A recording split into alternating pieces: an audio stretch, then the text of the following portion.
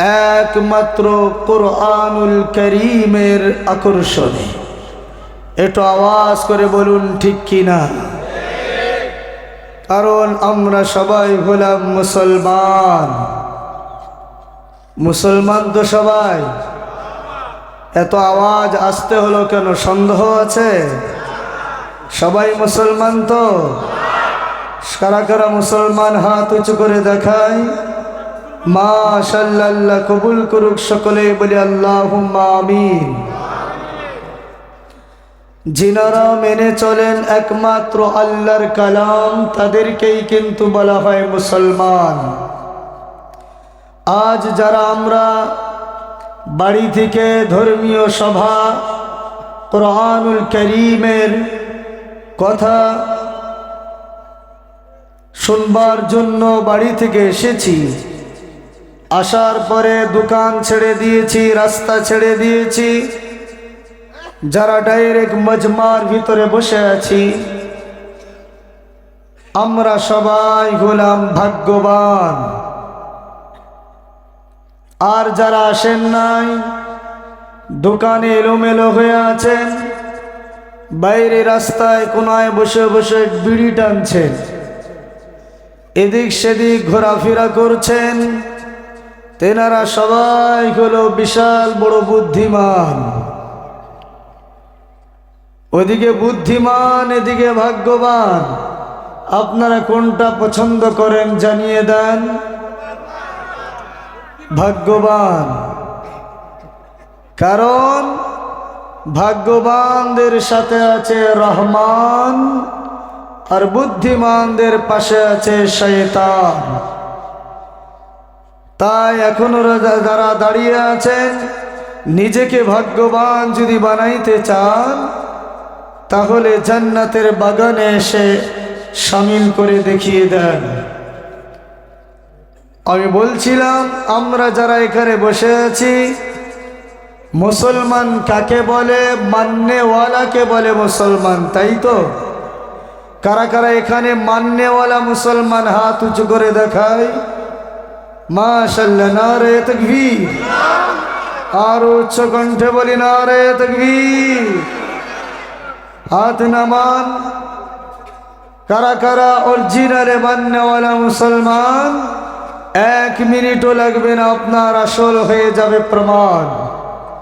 নবী পাক সাল্লাল্লাহু আলাইহি ওয়াসাল্লাম জানিয়েছেন, আমার মাননেওয়ালা উম্মত যদি হতে চান, এই জান্নাতের বাগানের ফাঁকা জায়গাগুলো দয়া করে পূরণ করে দেখিয়ে দেন।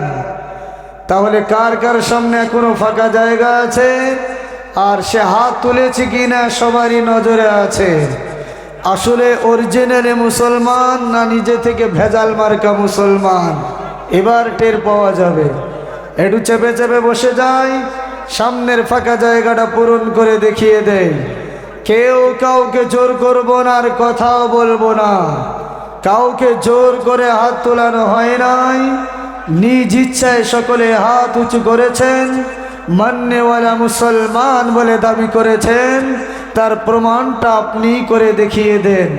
তাই অনুরোধ করে বলছি, আওয়াজ বন্ধ, একদম কথা বন্ধ করে খামোশি ইখতিয়ার করে আমরা নিজ নিজ জায়গায় বসে যাই। আওয়াজ বন্ধ করি। মাশাআল্লাহ, আল্লাহ পাক কবুল করুক। মাশাআল্লাহ, আওয়াজ বন্ধ করি। একটু চেপে এসে পিছনের জায়গাটা যাতে করে একটুখানি ফাঁকা থাকে। কেননা রাস্তায় যারা আছেন, তেনারা যদি আসেন, এসে দেখেন যদি একদম মজমা ভরে গেছে, ভাববেন আমাদের আর দরকারই নাই, তাই তারা ঘুরে যাবেন।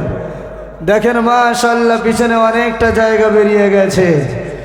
মাশাআল্লাহ, তাই এত চিপা করে বসবেন না, বয়স্ক বাবাজানরা আছেন, যাতে করে কোনো অসুবিধা না হয়।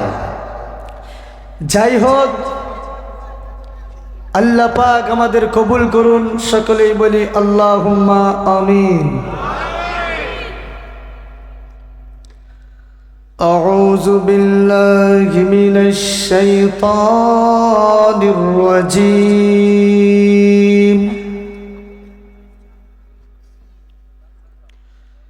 বিসমিল্লাহির রাহমানির রাহিম।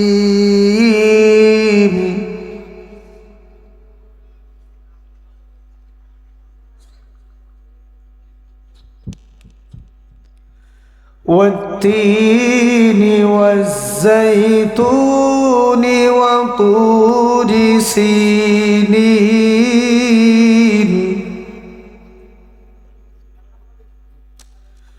وهذا البلد الأمين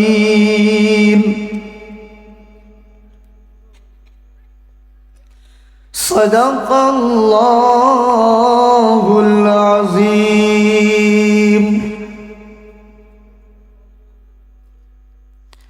الحمد لله الحمد لله كفى وسلام على عباده الذين اصطفى أما بعد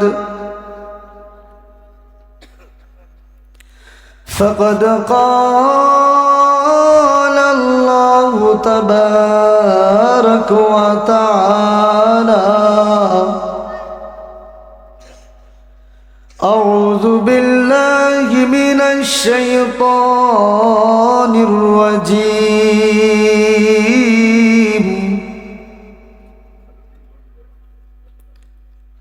ولا تهنوا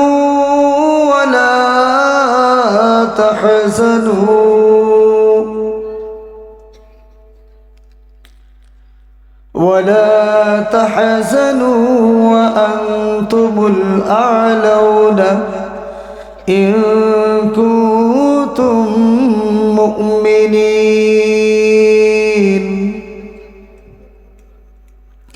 وقال النبي صلى الله عليه وسلم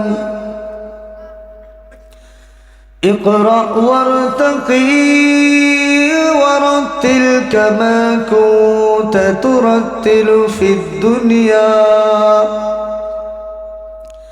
فإن منزلتك عند آخر آية تقرأها. وقال تعالى إن الله وملائكته يصلون على النبي يا أيها الذين آمنوا صلوا عليه وسلموا تسليما. সবাই মোহাব্বতের কণ্ঠে পড়ি আল্লাহুম্মা। গরম পানি আছে না?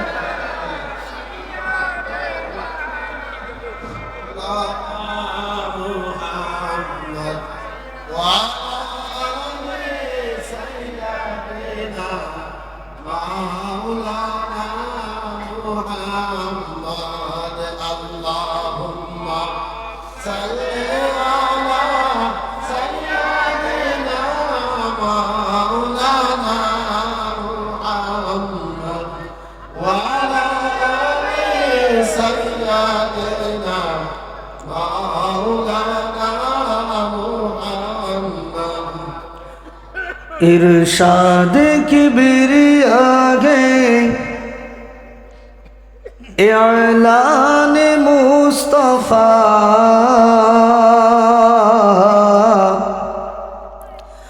व तुइज़्ज़ु मन तशाअ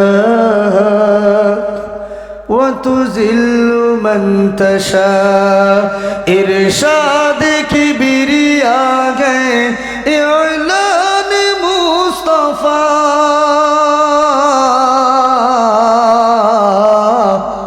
व तुइज़्ज़ु मन तशाअ व तुज़िल्लु मन तशाअ। এক খোদাকে মানতে হবে যখন বলেছে মুস্তাফা, পাথর মেরেছে কেউ বাগালি দিয়েছে সে থা। ইতিহাস মনে আছে না নাই? মায়ার নবীজি আমার, আপনার আমার মাথায় টুপি পঞ্ছানের কারণে দিন পৌঁছানোর কারণে কালেমার দাওয়াত নিয়ে নবীজি আমার তাইফ শহরে ঢুকেছেন। তাইফ শহরের বেঈমানের দলেরা পাথর মেরেছে নবীজির গায়ে, ছোট ছোট বাচ্চাদেরকে লেলিয়ে দিয়েছে, পাগল ঢুকেছে পাথর মারো। মায়ার নবী পাথরের আঘাতে কয়েকবার বেহুশ হয়ে গেছেন, তবু এই উম্মতের জন্য কোনোদিন নবী বদদুয়া করেন নাই। কবি এটাই নকল করছেন, এক খুদাকে মানতে হবে যখন বলেছে মুস্তাফা,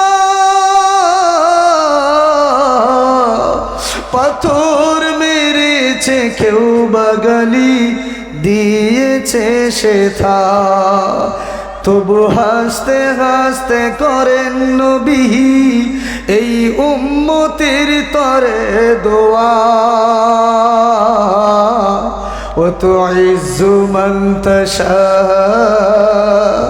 ও তুযিল্লু মান তাশা,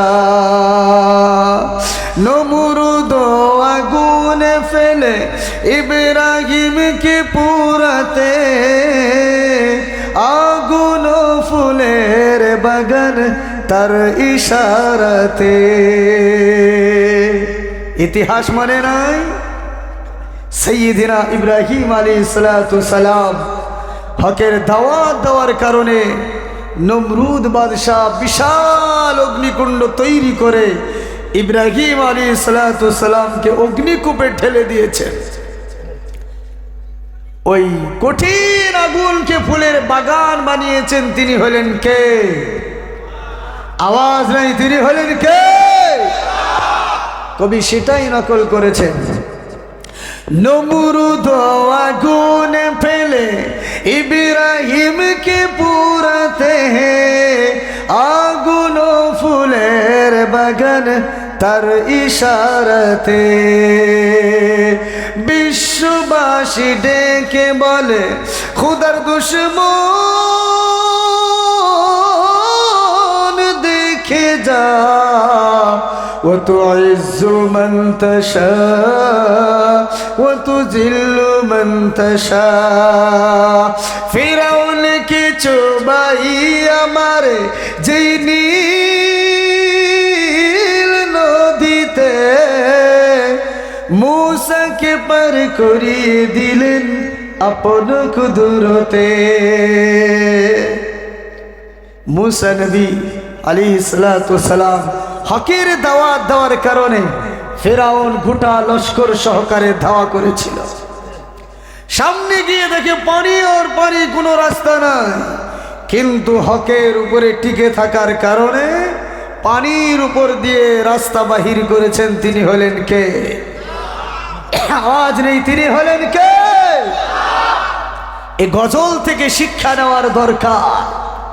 কিয়ামত পর্যন্ত এরকম হাজারো ফিরাউনের দল বাইর হবে, মুসলমানদের পিছনে ধাওয়া করবে, কখনো অতব্বিলের নামে, কখনো কখনো 3 তালাকের নামে, কখনো মায়ার নবীজির নামে গুস্তাখি করে করে, বেয়াদবি করে করে ইমানদারদের পিছনে ধাওয়া করবে। ইমানদারেরা যদি হকের উপরে টিকে থাকে, এক আল্লাহর উপরে বিশ্বাস স্থাপন রাখে, এই রকম বন্ধ রাস্তাকে দেখবে রাস্তা নেই, কিন্তু হাজার রাস্তা খুলে দেবেন কে? আওয়াজ নেই, তিনি হলেন কে?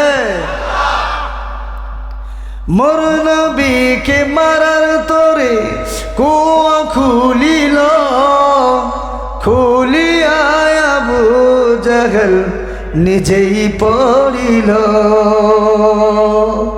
বিশ্ব নবীকে মারার জন্য বেঈমান আবু জেহেল কায়দা করেছে, গর্ত খনন করেছে নবীকে মারবে বলে। নাউজুবিল্লাহ।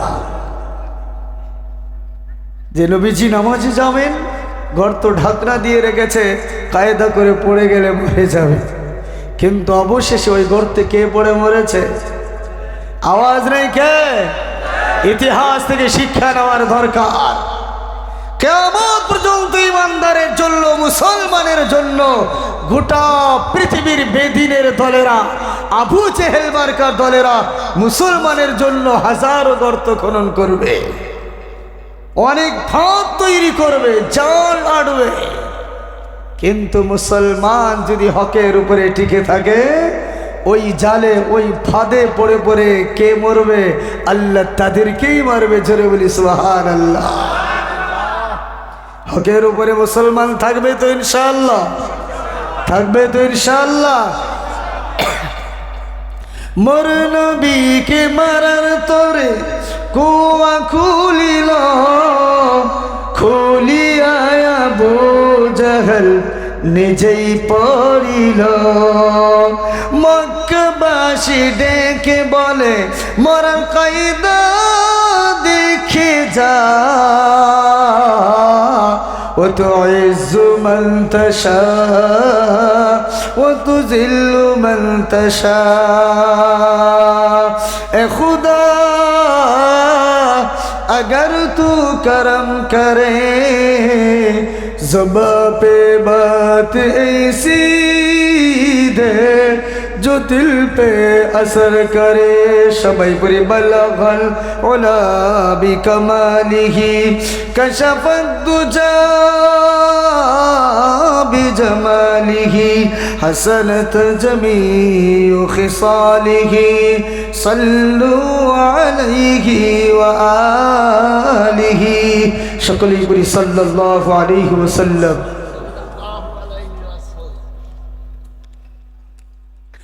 বিশাল ঐতিহ্যবাহী আজকের দারুল উলুম তারতিলুল কুরআন হাফিজিয়া মাদ্রাসা শিমলাবাড়ি আজকের দস্তরবন্দি ধর্মীয় জলসার নির্ধারিত নির্বাচিত সম্মানিত মনোনীত জ্ঞানী গুণী স্বনামধন্য সভাপতি সাহেব, মঞ্চে উপবিষ্ট ওলামায়ে কেরাম, যে সমস্ত ওলামায়ে কিরাম সন্ধ্যা থেকে নিয়ে উপস্থিত আছেন কিংবা আমার আগে কথোপকথন করেছেন, আমি আশা করি সেই সমস্ত ওলামায়ে হযরত এই গোলাম মুস্তাফার থেকে বয়সের দিক দিয়ে, শিক্ষার দিক দিয়ে, আমালের দিক দিয়ে আমার থেকে তিনারা অনেক অনেক উঁচু মাপের মানুষ। তাই আমি সেই সমস্ত ওলামায়ে হযরতদের শানে জানিয়ে রাখছি আদাব, ইহতিরাম, তাজিম ও সম্মান। তৎসঙ্গে এই অত্র এলাকার আমার নৌজওয়ান যুবক ভাইয়েরা আমার, যিনারা অক্লান্ত শ্রম দিয়ে মেহনত মুশাক্কাত করে মানুষের দ্বারে দ্বারে গিয়ে পয়সা আদায় করে জলসা কায়েম করেছেন, তাই আমি এই অত্র এলাকার নৌজওয়ান যুবক ভাইদের কারণে জানিয়ে রাখছি ওয়েলকাম, শুভেচ্ছা ও বুক ভরা ভালোবাসা। এবং সম্মুখে বসে থাকা বিচক্ষণ শ্রোতা মণ্ডলীর মাঝখানে আমার আব্বাজানের বয়সে আব্বাজানেরা, সেরেগের কুচি কুচি ছোট ছোট ভাই এবং বোনেরা আমার, আমি সকলকেই জানিয়ে রাখছি আমার অন্তরের অন্তরস্থল থেকে বুক ভরা ভালোবাসা এবং এক গুচ্ছ সালামের ডালিয়া। আসসালামু আলাইকুম ওয়া রাহমাতুল্লাহি ওয়া বারাকাতুহু।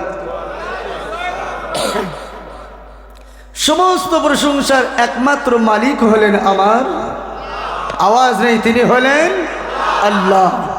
কারণ তিনি আমাদেরকে মানুষ করেছেন বলি সুবহানাল্লাহ। আল্লাহ পাক যদি চাইতেন আমাকে আপনাকে মানুষ না বানিয়ে জানোয়ার বানাইতে পারতেন কিনা? আর জানোয়ার যদি বানাইতেন, বাড়িতে গরু ছাগল ভেড়া ইত্যাদি বানাইতেন, আসার সময় আমার গোয়াল ঘরে যেটা গরু আছে ওটা যদি আমাকে বানাতেন, আমি গোয়াল ঘরে থাকতাম। গরুটা যদি আমার জায়গায় মানুষ বানাইতেন, গরুটা এখানে থাকতো, আমি হাজার চেষ্টা করলেও মজমায় আসতে পারতাম না। ঠিক কি না বলেন? শুধু তাই নয়, সে আল্লাহ পাক আমাদেরকে ইমানদারের ঘরে পাঠিয়েছেন বলি সুবহানাল্লাহ। তাতে কি লাভ হয়েছে? দুনিয়ার আগুন থেকে আল্লাহ বাঁচিয়েছেন, বাঁচান নাই? কথা একটু স্পিড হতে পারে কারণ সময়ের অভাব। দুনিয়ার আগুন থেকে বাঁচিয়েছে। আমরা দুনিয়ায় দেখতে পাই আমাদের দেশেই ইমানদার মুসলমান বাদ দিয়া বহু ধর্মের মানুষ এমন আছে, মরার পরে তাদের আপনজন এসেই দুনিয়াতেই তাদের মুখে আগুন ধরিয়ে দেয়। নাই? আওয়াজ নেই? নাই? আল্লাহ পাক আমাদের এমন ধর্মে পাঠিয়েছেন, আমাদের কেউ কি মুখে আগুন ধরিয়ে দেয়? আওয়াজ নেই দেয়? তা আল্লাহ পাক ইমানদারের ঘরে পাঠিয়েছেন বলে দুনিয়ার আগুন থেকে বাঁচিয়েছেন, আখিরাতের আগুন থেকে বেঁচে থাকার জন্য যথেষ্ট সময় এবং সুযোগ দিয়েছেন। এই রকম দয়ালু যিনি দাতা, তিনি হলেন আমার, আওয়াজ নাই, তিনি হলেন আমার আল্লাহ। যে আল্লাহর কাছে যেতেই হবে, যাব না বলা যাবে না। আমি আমার সময় মতো যাব, এখন যাব না। সবে 18 বছর বয়স, 16 বছর বয়স, স্কুলে পড়বো, কলেজে যাব, মজ মস্তি করবো, গার্লফ্রেন্ড বানাবো, এনজয় করব, বাড়ি করব, গাড়ি করব, শাদি করব, একদম বুড়ো হয়ে যাব, দাড়ি পেকে যাবে, আর চলতে পারবো না। ওই সময় সব গুছিয়ে গুটিয়ে কবরে যাব। এই সুযোগ পৃথিবীর কোনো বাহাদুর আজ পর্যন্ত পায় নাই, ভবিষ্যতে পাবে? আওয়াজ নেই, পাবে? পাবে না। যে আল্লাহর কাছে যাওয়ার পরে অর্থের গরম, ডিগ্রির গরম, জমিন জায়দাদের গরম, চেয়ারের গরম, দশের গরম, দেশের গরম, নেতার গরম, নেতির গরম, দাদার গরম, দিদির গরম, বাবার গরম, বেটার গরম। কবর বলছে একবার আমার কাছে এসে শো, তোকে বানিয়ে দিব আমি ফুল নরম। নরম হলে পাবি রেহাই, আর গরম হবে শুধু পাবি পিটাই আর ছাটাই। আমরা কোন দলে থাকতে চাই? আওয়াজ নাই, কোন দলে থাকতে চাই?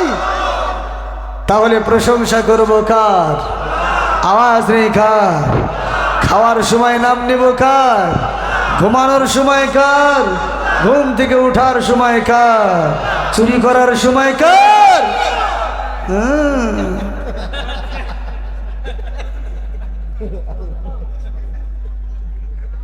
ব্রেন হাজির রাখবো, এদিক সেদিক ব্রেন আউট করব না। আপনারা জানেন আমি গত বছর এসেছিলাম, আমি যতক্ষণ কথা বলবো কথা আপনাদেরও বলতে হবে, ঠিক কিনা বলতে রাজি আছেন তো? আওয়াজ নেই, রাজি আছেন? মাশাআল্লাহ, আল্লাহ কবুল করুক বলে আল্লাহুম্মা আমিন। তাহলে প্রাঞ্জল ভাষায় সেই মহান রব্বুল আলামিনের দরবারে শুকরিয়া জ্ঞাপন করি, সকলেই বলি আলহামদুলিল্লাহি রব্বিল আলামিন। প্রিয় নবীর শানে সকলেই দরুদ ও সালাম পড়ি সাল্লাল্লাহু আলাইহি ওয়াসাল্লাম।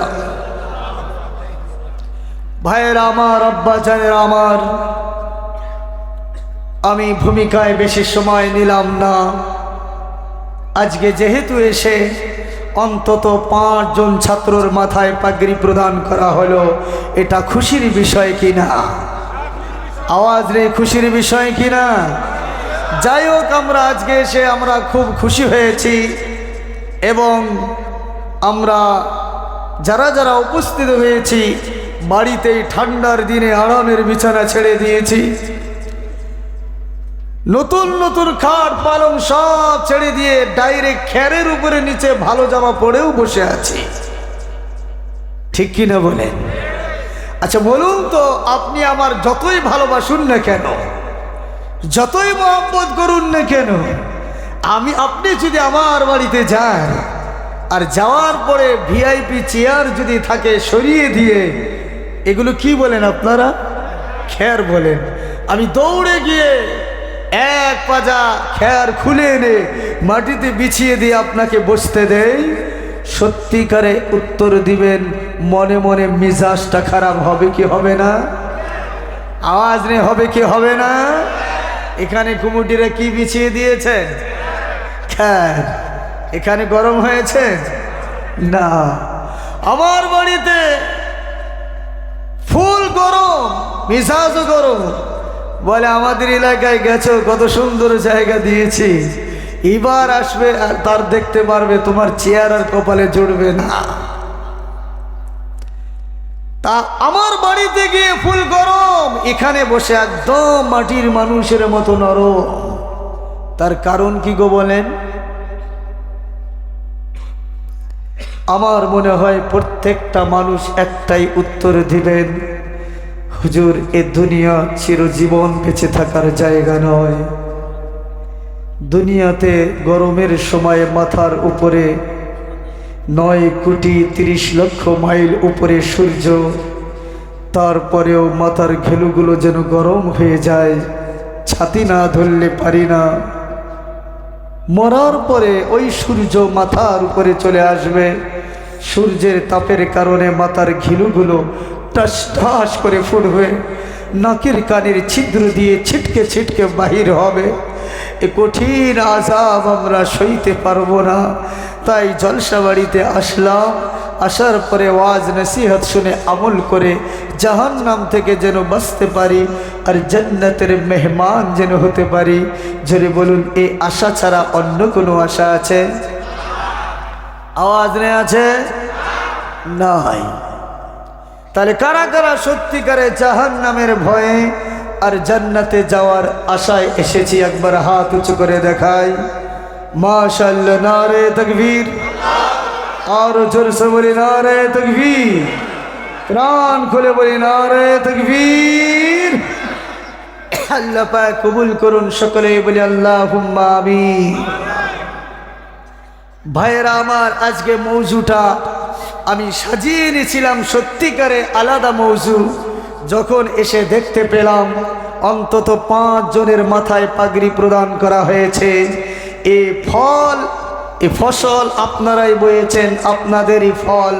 তাহলে এই ফলের মাধ্যমে আপনারা কতটা উপকারিত হবেন সেটা জানার দরকার আছে না নাই? আওয়াজ নেই আছে না নাই?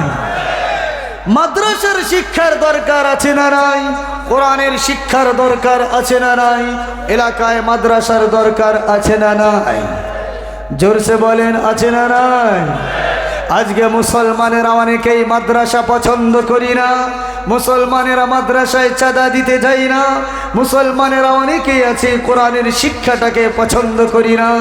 যারা একটু বেশি পড়াশোনা লেখা করেছেন, গ্রাজুয়েট কমপ্লিট করেছেন, কলেজে পড়েছেন, ভার্সিটিতে পড়েছেন, আমি সকলকেই আজকে জানিয়ে দিতে চাই একটা কথা মনে রাখবেন।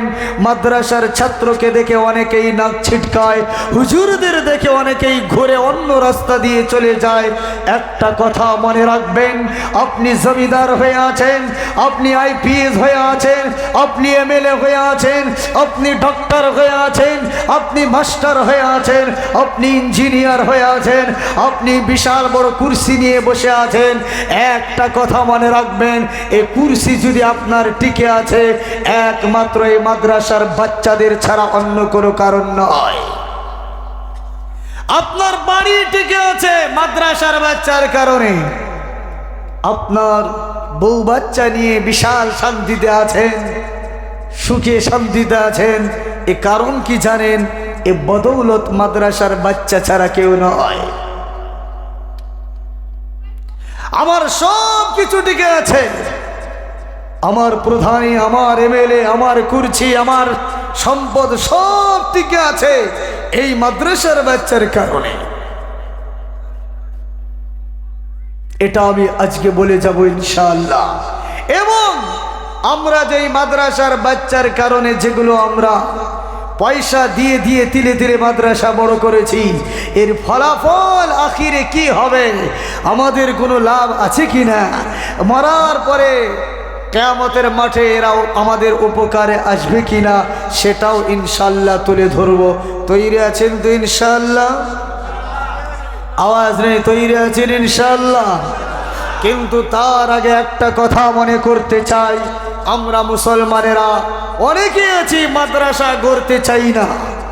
মনে রাখবেন, গোটা পৃথিবীর মানুষেরা ইমানদারদের পিছনে লেগে আছে কৌশল করে কেমন করে মুসলমানদেরকে ঈমান ছাড়া করা যায়। ভুল বলেছি বলেন? আওয়াজ নেই, ভুল বলেছি?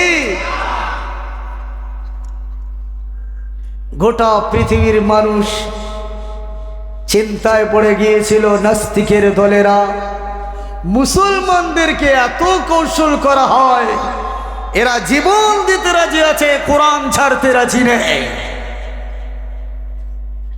এরা মরতে রাজি আছে, এদের খোদা এদের প্রভুকে ভুলতে রাজি নেই। তাহলে এরা কেন কোরআন ছাড়ে না, মসজিদ মাদ্রাসা ছাড়ে না, এদের প্রভুর সাথে ভালোবাসা কেন ছেড়ে দেয় না? এই উদ্দেশ্যটা আমাদের জানতে হবে। বেঈমানেরা মিটিং করে জানতে চেয়েছিল। আজকে মুসলমানেরা মাদ্রাসা করতে চাই না, মনে রাখবেন বেঈমান ইহুদিদের দলেরা মাটির তলায় তারা মাদ্রাসা কায়েম করেছিল। ইতিহাসগুলো মনে রাখবেন। আমরা মুসলমানেরা দূরে আছি মাদ্রাসা থেকে। আপনারা মনে মনে ভাবছেন বাহ চমৎকার, বেঈমানের দলেরা, ইহুদিদের দলেরা, নাসার বিজ্ঞানরা, নাস্তিকের দলেরা মাদ্রাসা মাটির তলায় কায়েম করেছিল, এটা তো ভালো দিক। কিন্তু মনে রাখবেন এটা কি ধরনের ভালো দিক জানেন? তারা এই জন্য মাদ্রাসা কায়েম করেছে, মুসলমানদের কিছু কিছু ওলামায়ে কেরামদেরকে পয়সা দিয়ে কিনে নিয়েছিল। এই রকম যেমন 5 জন হাফিজের মাথায় পাগড়ি প্রদান করা হয়েছে, হাফিজে কোরআনকে তারা টাকার বান্ডিল দিয়ে কিনে নিয়েছিল। কেন কেন জানেন? তারা জানে পয়সা দিয়ে কিনে নিয়েছি মানে আমরা যা বলবো এরা তাই শুনবে। ঠিক কিনা? আওয়াজ নেই, ঠিক কিনা বলে? ওরা জানতে চেয়েছে মাদ্রাসা করে মুসলমানেরা কি জন্য কোরআনকে ছাড়ে না। এদের কোরআনের ভিতরে নিশ্চয়ই সেটা লেখা আছে, আর সেটা তো আমরা জানি না। মুসলমানদের মৌলানা ছাড়া এটা বলতে পারবে না, মুসলমানদের হাফিজে কোরআন ছাড়া কোরআন পড়তে পারবে না।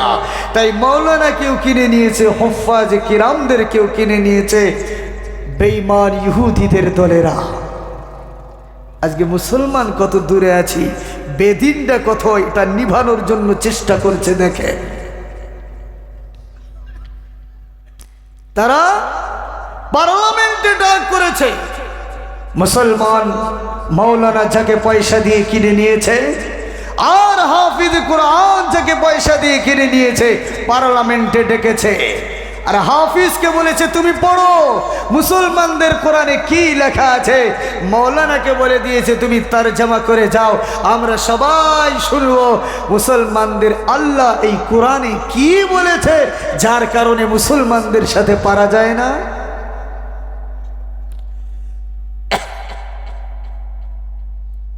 পয়সা দিয়ে কিনা হাফিজ সাহেব তেলাওয়াত শুরু করে দেয়।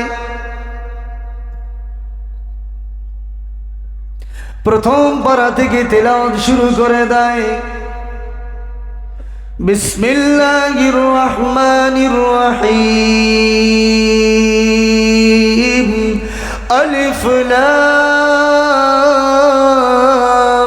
মিম, যালিকাল কিতাবু লা রাইবা ফীহি হুদাল লিল মুত্তাকিন الذين يؤمنون بالغيب ويقيمون الصلاة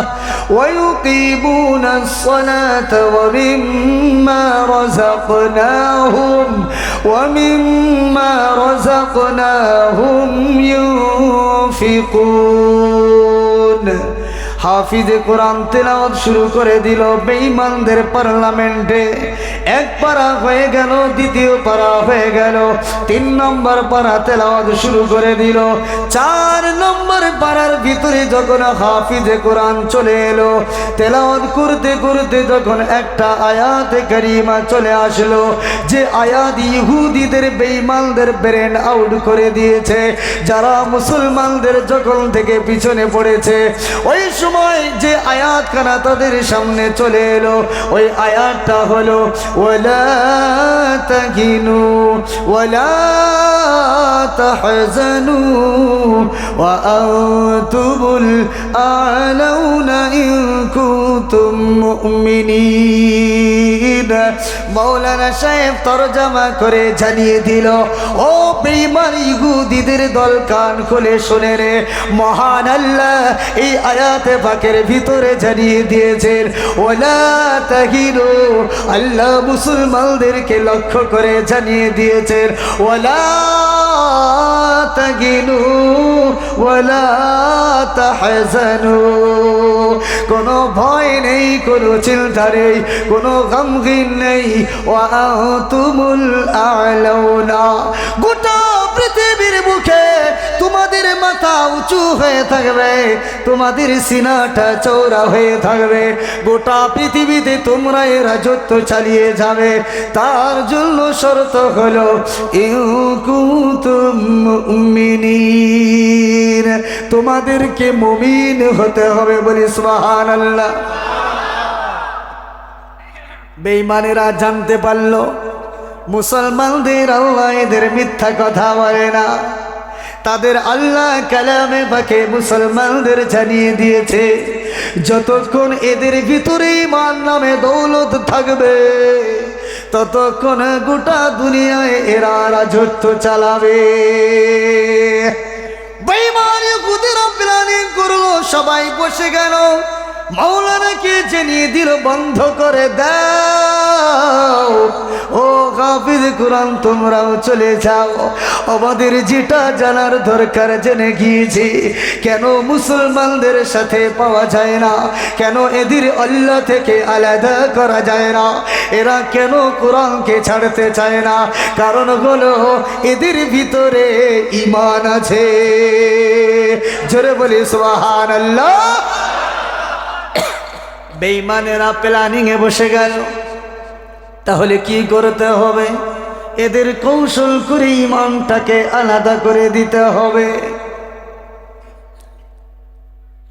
আরেকজন জানিয়ে দেয় এদের ঈমানটাকে আলাদা কেমনি করব? ঈমানটা তো তাদের দিলের ভিতরে, মনের ভিতরে বিশ্বাসের ব্যাপার রয়েছে, এটা কেমন করে আলাদা করা যায়? করা যাবে না। আর কয়েকজন মাশওয়ারা দিয়ে জানিয়ে দেয় তাহলে এরা ঈমান কোথা থেকে তৈরি করে, কোন ফ্যাক্টরি থেকে ঈমান তৈরি হয়, এদের কারখানাটা আমাদেরকে জানতে হবে। কারখানায় যদি তালা লাগিয়ে দেওয়া যায় তাহলে প্রোডাক্ট সাপ্লাই বন্ধ হয়ে যাবে। তারা জানতে পারলো ইমানদারির কারখানা হলো মাদ্রাসা, আর ঈমান তৈরি করার কারখানা হলো আল্লাহর ঘর মসজিদ। জোরে বলি সুবহানাল্লাহ। এরা তখন প্ল্যানিং করলো এদের মসজিদ আর মাদ্রাসা যদি বন্ধ করে দেওয়া যায় তাহলে আস্তে আস্তে এদেরকেও বেঈমান বানানো যাবে। আর যদি বেঈমান একবার হয়ে যায় এদেরকে পায়ের তলায় আনা সহজ হবে। বলে তাই নাকি? বলে হ্যাঁ। তাহলে কি করতে হবে? মাদ্রাসায় তালা লাগিয়ে দিতে হবে, মসজিদে তালা লাগিয়ে দিতে হবে। কিন্তু আর কয়জন জানিয়ে দেয় মাদ্রাসায় তো তালা লাগাতে হবে। কি করে লাগাবে? সশরীরে লাগাতে গেলে পিঠের চামড়া থাকবে না। তার কারণ ইতিহাস কি আছে, আমাদের ভিতরে থেকে একজন বেঈমান মুসলমানদের মসজিদে আঘাত করতে গিয়েছিল, যার নাম হলো বাবরি মসজিদ। আর যে আঘাত করেছিল তার নাম হলো বলবীর সিং। শুনেছি নেটে, ইন্টারনেটে, শুনছি কি শুনি নাই? আহারে, ওই বলবীর সিং পরে মুসলমান হয়ে গেছে। আমার হঠাৎ করে মনে পড়ে গেল তার কথা। একে একে 5 বার 5 জায়গায় বলবীর সিং আর আমি দুজনাই প্রোগ্রাম চালিয়েছি। বেঈমানরা বলল সে আমাদের দল থেকে তাদের মসজিদ ধ্বংস করতে গিয়েছে। প্রথম আঘাত দেওয়ার কারণে মহান আল্লাহ তারা যাকে আল্লাহ মানে তাদের আল্লাহ এমন আযাবে গ্রেফতার করে দিয়েছে। আইরে মসজিদ ভাঙ্গা তো দূরের কথা, সে আখিরে মুসলমান হয়ে গেছে। শুধু তাই নয়, বেঈমানেরা বলে শুধুমাত্র মুসলমান হলেও চলতো। ও মুসলমান তো হয়ে গেছে, আমার মনে মনে ইরাদা করেছে 100টা মসজিদ যতদিন তার হাতে তৈরি হবে না ততদিন সে খেলতে হবে না। তাই আমাদের ভিতরে থেকেও কেউ যদি আবার আঘাত করতে যায়, জানি না সে তার গোষ্ঠী শুদ্ধ আবার মুসলমান হতে পারে, এটাও ভয় লাগে। বলবীর সিং মুসলমান হওয়ার পরে নাম পরে রাখা হয়েছে আব্দুর রহমান। ওয়েস্ট বেঙ্গলে 4 জায়গায় করেছি, আপনাদের আসামে বরপেটার আমি জেলাতে করেছি। 70 থেকে 75 হাজার মানুষের সমাবেশ ছিল সেখানে। ওই দিন আমার সঙ্গে 1.5 ঘন্টা আলোচনা হয়েছে ডাইরেক্ট। যতক্ষণ আলোচনা চলেছে বলবীর সিং আমার সামনে বসেছিল, আর চোখ দিয়ে তার ঝরঝর করে পানি পড়েছে, তার চক্ষু দিয়ে পানি বন্ধ হয় না। আর ইন্তেকালের আগে একদিন 1.5 ঘন্টা আমার সাথে আলোচনা হয়েছে। আমি নিজে মুখে শুনেছি সে এতটা আযাবে গ্রেফতার হয়ে গিয়েছিল, মনটা তার এমন বেচেন হয়ে গেছে, মুসলমান হতে বাধ্য হয়ে গেছে। শুধু তাই নয়, সে নিজে হাতে 100টা মসজিদ নির্মাণ করতে তৈরি হয়ে গেছে। জুড়ে বলি সুবহানাল্লাহ। তাই বেঈমানের দলেরা প্ল্যানিং করে, না না এটাও করা যাবে না, ও গেছে তা ভালো হয়েছে, একাই গেছে। আমরা যদি আবার কেউ যাই, তাদের আল্লাহ যদি আমাদেরকে আযাবে ফেলে, গোটা গোষ্ঠী সহকারে মুসলমান বানিয়ে নেয়। জি, তাহলে কি করা যায়? কি করে বন্ধ করা যাবে? প্ল্যানিং করে জানিয়ে দিল বর্তমান যুগটা হলো এই বিংশ শতাব্দীর যুগ, ইন্টারনেটের যুগ। তারা নাসার বিজ্ঞানের সাথে পরামর্শ করে তারা মাদ্রাসা মসজিদে গোয়েন্দা ফিট করে দিয়েছিল। যাও যাও যাও, মাদ্রাসার ভিতরে এরা কিসের শিক্ষা দেয়, শিক্ষাটা একটু ভালো করে জেনে নাও। তারা যখন মাদ্রাসায় লিবাস পরিধান করে মাদ্রাসায় ঢুকে পড়ে, ঢোকার পরে দেখে হায়রে মাদ্রাসার ওলামায়ে কেরামরা কত ভালো, মাদ্রাসার ছাত্ররা কত ভালো, এরা একে অপরের জুতোটা পর্যন্ত সোজা করে দেয়, অসহায় মানুষদের পাশে দাঁড়িয়ে যায়। হায়রে একদিন হঠাৎ করে ক্লাসে বসে গেছে, আর ওই দিন মাদ্রাসার হুজুর ওলামায়ে কেরাম বাচ্চাদেরকে শিক্ষা দিচ্ছে। ও মাদ্রাসার তালিব ইলমেরা কান খুলে শুনে নাও, আজকে চমৎকার একটা হাদিস আছে। কিসের হাদিস? বলে আল্লাহর নবী জানিয়ে দিয়েছেন, আল্লাহ পাকের কোনো বান্দা যদি সরষের দানা পরিমাণ ইমানে যদি দুনিয়া থেকে চলে যায়, এতটুকু ইমানের বদৌলতে মহান আল্লাহ এই পৃথিবী একটা নয়, দুইটা নয়, 10খানা পৃথিবী এক জায়গায় জমা করলে যত বড় জায়গা হবে, এতটুকু ঈমানওয়ালাকে আল্লাহ দিবেন। বলি সুবহানাল্লাহ। গোয়েন্দার মাথা খারাপ, এই তো মুসলমানদের ঠকানো যাবে, এবার গোটা বিশ্বেদেরকে মিথ্যাবাদী বানিয়ে দিব, এদেরকে মিথ্যাবাদী বলে প্রচার করব, সবাই এদের থেকে আলাদা হয়ে যাবে, তখন আর এরা আগ বাড়তে পারবে না। কি বলে? ওইখান থেকে শিক্ষিত জেনারেল শিক্ষিত স্টুডেন্টকে বাইর করলো, ছাঁটাই করলো, ছাঁটাই করে তাকে প্রশ্ন করেছিল, এই বুর্বক তুই কি নিয়ে পড়াশোনা করেছিস? বলে বিজ্ঞান নিয়ে পড়েছি। বলে এই বিংশ শতাব্দীর কানুন তুই জানিস না, যে জিনিসটাকে চাক্ষুষভাবে দেখা যায় না, নিজ চোখে দেখা যায় না, ওটা মানা যায় না? বলে হ্যাঁ সেটা তো মানি। তাহলে বল দুনিয়া তুই কয়টা দেখছিস? বলে একটাই তো দেখেছি। বলে একটাই? বলে হ্যাঁ। তাহলে তোর হুজুর যে শিক্ষা দিল মিথ্যাবাদী তোর হুজুর। কেন? তোর হুজুর বলল সরিষার দানা পরিমাণ ইমান নিয়ে কেউ যদি মরে তাকে এইরকম দুনিয়া নাকি 10টা দিবে।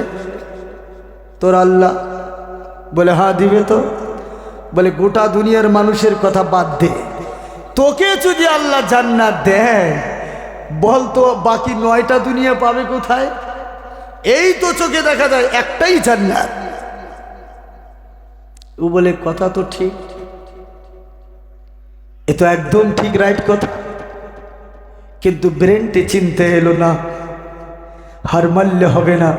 মাদ্রাসা টাকা দিয়ে গড়েছি, পয়সা দিয়ে গড়েছি, মাদ্রাসার হুজুরদের কাছে নিয়ে যাই, না হলে চলবে না।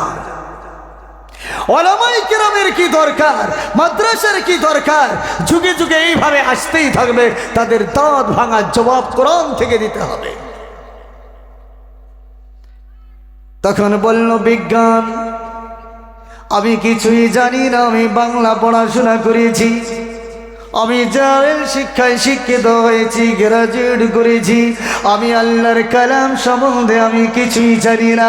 চলেন চলেন চলেন, মাদ্রাসার হুজুরেরা যারা বয়ান করে তাদের কাছে নিয়ে যাই, তারা কি জবাবখানা দেয়। দৌড়ে দৌড়ে চলে গেল। এর উত্তর তো হুজুরেরা তো আরো বোকা, এরা বিজ্ঞান জানে না, তারা সায়েন্স জানে না, এরা তো আরো হার মানবে। বিজ্ঞানীর দল চলে গেল মাদ্রাসার হুজুরদের কাছে গিয়ে বলে, ও মাওলানা পাগলামি চলবে না, কোরআন থেকে বললে আমি মানব না, হাদিস থেকে জবাব দিলে আমি মানব না। এই যুগে তুমি যুক্তি দিয়ে বুঝিয়ে দাও বাকি 9টা দুনিয়া তুমি কোথায় পাবে। তোমার ছাত্রকে ভুল শিক্ষা দিলে কেন, মিথ্যা শিক্ষা দিলে না কেন? যদি তুমি 10টা দুনিয়া দেখিয়ে দিতে পারো তাহলে তোমাকে ছেড়ে দেওয়া হবে, আর যদি না পারো গোটা মাদ্রাসা কেন গোটা এলাকা সহকারে তোমাকে বেদিনের শপথ নিতে হবে। কত বিপদ! কোরআন মানবো না, হাদিস মানবো না, যুক্তি দিয়ে বুঝিয়ে দাও, দুনিয়া 10টা দেখাও। উত্তর যদি দিতে না পারো গোটা কওম সহকারে ধর্ম ত্যাগ করো। কত কঠিন প্রশ্ন! ওলামায়ে কেরাম চিন্তায় মগ্ন, কি জবাব দিবে। মহান আল্লাহ পাক জানিয়ে দিল, ও ওলামায়ে কেরাম, ইন্নাদ-দীন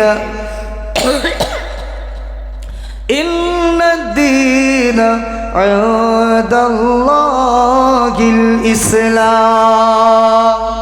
আমার আল্লাহ জানিয়ে দিল, ওলামায়ে কেরাম, গোটা পৃথিবীতে বহু ধর্ম আছে, সব থেকে মনোনীত ধর্ম হলো আমার কাছে ইসলাম।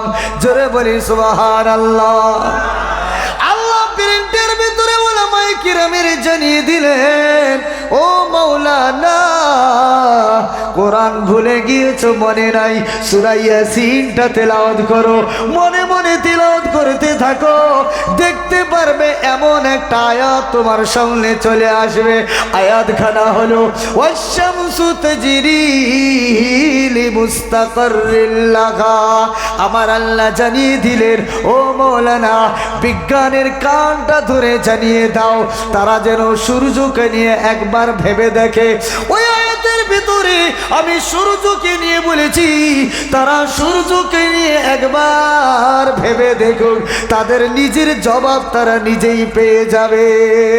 বিজ্ঞানীর দলেরা সূর্যকে নিয়ে গবেষণা চালু করে দিল, গবেষণা চালু করে দেখতে পেল, হাইরে এই যে প্লেটের মতো দেখা যায়, মাথার উপরে সূর্যটা দেখা যায়, এই ছোট্ট সূর্যটা দেখা যায়, এটা পৃথিবীর জমিন থেকে নিয়ে 13 লক্ষ গুণ বড়। বলি সুবহানাল্লাহ।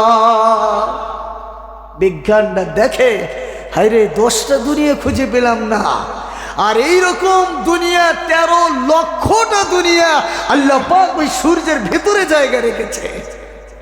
সুবহানাল্লাহ কবেন না? সব বয়ান তো শুনি, নামাজ কালাম জান্নাত জাহান্নাম তো শুনি, ইতিহাসটা জানো। সূর্যের ভিতরে 13 লক্ষটা পৃথিবী যখন লুকিয়ে আছে, দেখে অতটা জায়গা সূর্যটা দেখা যায় তো ছোট। বিজ্ঞান ডানাসার বিজ্ঞান নাকে খত দিয়ে শিকার হয়েছে, মুসলমানদের সামনে এসে নত স্বীকার করেছে তোদের আল্লাহ শুধুমাত্র তোদের একটা ইমানদারকে 10টা দুনিয়া নয়, 10টা দুনিয়া নয়, 100টা দুনিয়া যদি এক জায়গায় জমা করে দেওয়া হয়, তোদের আল্লাহর জান্নাতের জায়গার অভাব হবে না। জোরে বলি সুবহানাল্লাহ।